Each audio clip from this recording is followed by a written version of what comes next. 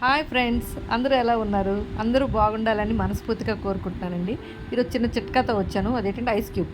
నేనైతే 2 మంత్స్ నుంచి ఇది అప్లై చేస్తున్నానండి. దీనివల్ల అయితే మొహం మీద మచ్చలు కానీ, ముడతలు కానీ, మెయిన్ కళ్ళ కింద చారలు ఇవన్నీ కూడా ఉండవు. నేనైతే డైరెక్ట్గా ఇది అప్లై చేస్తానండి. మీరు ఒకవేళ మీరు చేయలేము అనుకుంటే పల్చని కర్చీఫ్లో పెట్టి దీన్ని అప్లై చేసుకోవచ్చు. నేను 2 మంత్స్ నుంచి చేస్తున్నాను.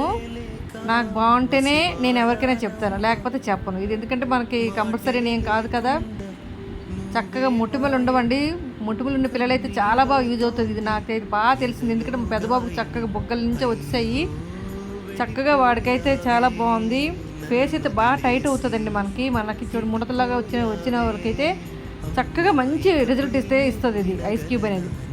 వాడికైతే బొగ్గల నుంచే వచ్చిస్తే వాడు చాలా బాధపడిపోయాడు. అప్పుడు ఈ ఐస్ క్యూబ్ చిట్కా పాటించాడు. వాడు కూడా చాలా బాగా క్లీన్ అయిపోయాయండి వాడి ఫేస్ కూడాను.